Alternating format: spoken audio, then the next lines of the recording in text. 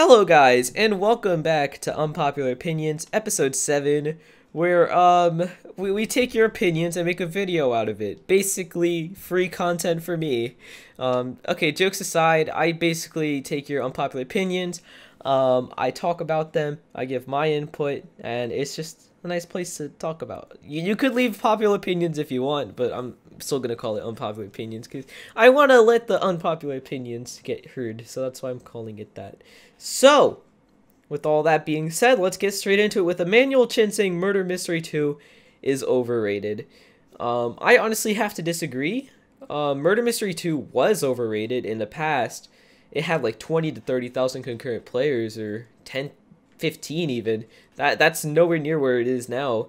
Like, it's 4 p.m. on Halloween.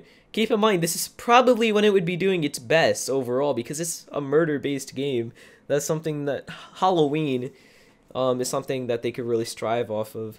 But they only have 7.5k players right now. And every other game has their normal players, so it's not like, you know, they're suddenly missing out or something.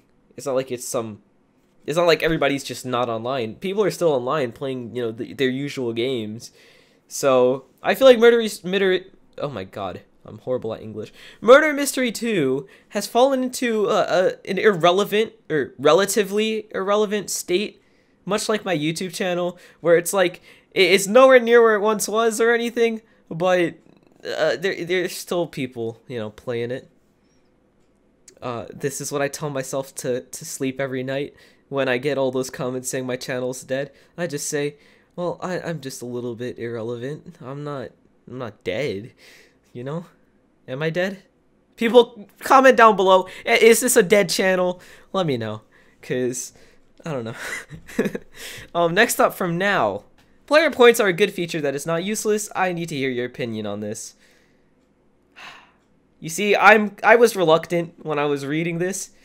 I was reluctant to even, you know, put this into the video, mostly due to the fact that now I'm going to get 50 comments that if I title it anything to do with this question, because I usually just pick my favorite one and I put it in the title. Yeah, if I put this one in the title, I'm already going to get 50 comments saying that I'm a Kaneko Kitten copy, because he talked about it before. That already happened when I made my Gears video, okay? And no, I'm not a copy, okay? I just don't sit down and watch everyone, okay? I don't have the time, or, you know, stuff. I really don't have the time. Anyway, honestly, I feel like player points had good intentions, and I think for the first couple days it was useful until you could start buying them. Then it took a turn for the worse, where everyone was just buying their player points to like 1 trillion plus.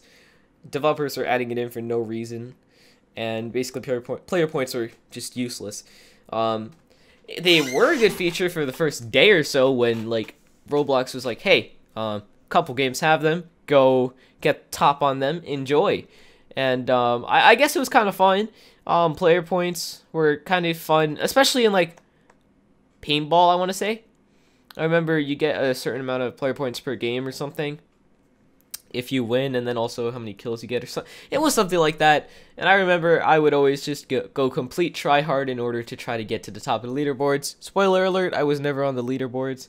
But yeah, player points had good intention, but it became useless very fast because when they added a global leaderboard, it turns out that everybody was able to just buy it or add it to their own games, you know, and, you know, you just get player points for nothing. Anyway, next up from Can I Get 100 Subs with No Videos? Why doesn't Roblox ban bots? It's not very easy to know who the bots are. And once you do know who the bots are, you have to be, like, Roblox, I don't know. Honestly, I think they just don't want to deal with any collateral damage, so they just let them stay, I guess. The only bots they are proactively banning right now are clothing bots, which I can understand. It drives profits away from Roblox, because people will be less incentivized to make clothing and all, which means that Roblox won't really be making the money off of, you know, clothing sales if there are no new clothing, because nobody wants to. Next up, Cry said, Arthro really isn't that bad. It's more of a meme. I can see your point, but I have to disagree. I don't like Arthro, okay? Arthro, I'm gonna call it Anthro. But it is a meme. People made it to become a meme, and I respect that. You know, they made a positive out of something a lot of people were making a negative. And like I said, I can really respect that. But personally, I feel like it's pretty bad. I'm not like, oh my god, this is gonna destroy Roblox. Like, I'm not that radical about it in a way, because I feel like some people are just taking it completely too far. Like, this is the end of Roblox, guys. And no, I'm not calling anyone out. I'm just seeing it as it is. I don't think it's the end of Roblox, and I'm one of the people who really do not want this. But it's tolerable at times.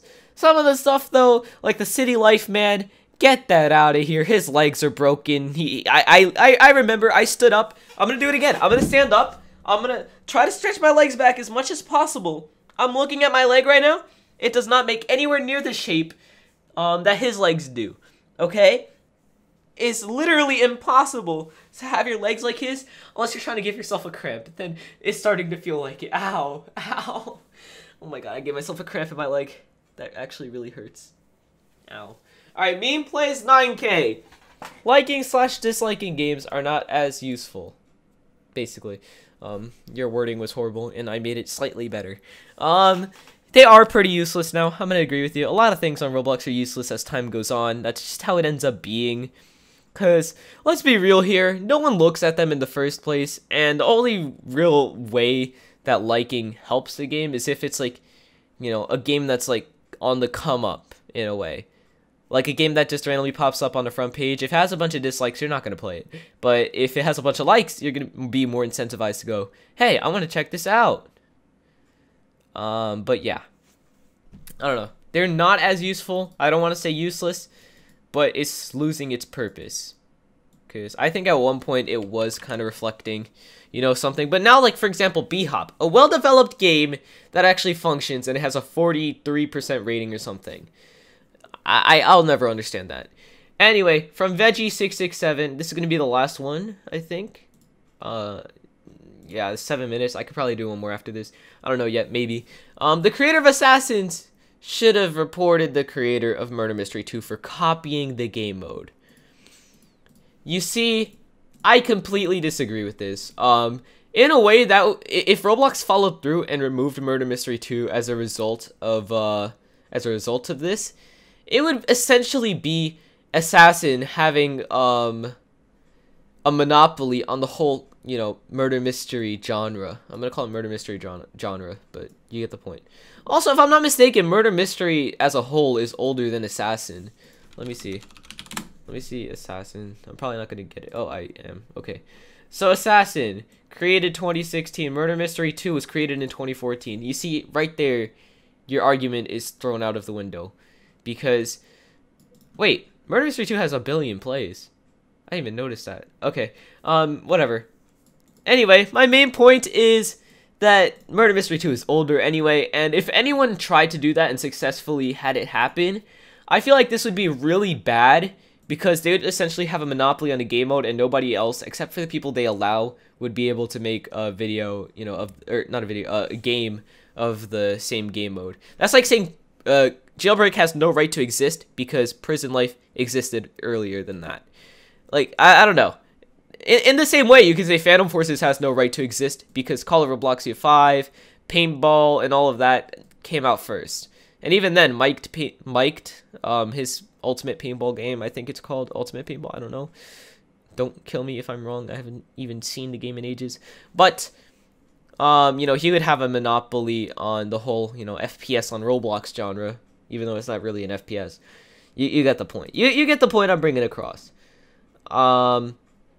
I'm actually going to do one more. Next from It's Foolish. I don't know what's up with your name. Roblox removed purchased games on Games tab. Original, never seen anyone say this. I don't understand this. If you mean that they removed it and you haven't seen anyone make a video on it, it's because no one really cares about that. I'm gonna be honest with you. I guess it is kind of useful to know what games you've bought access to, but it's nothing major. I mean, if it's a game that you don't have on your thing anymore that you paid for, I think you could still go to your trade tab. Like if you click trade, you go to my transactions, purchases, and then I'm pretty sure the game, like access to the game, is going to be there. Yeah, right here. I can see right now. July 22nd, I bought access to Welcome to Bloxburg. So it's like it doesn't really it's not needed. But that's all the time we have for today. This is crossing the 10-minute mark. I hate doing that. I'm sorry, guys. I'll see you guys next time. Thank you guys so much for watching, and goodbye.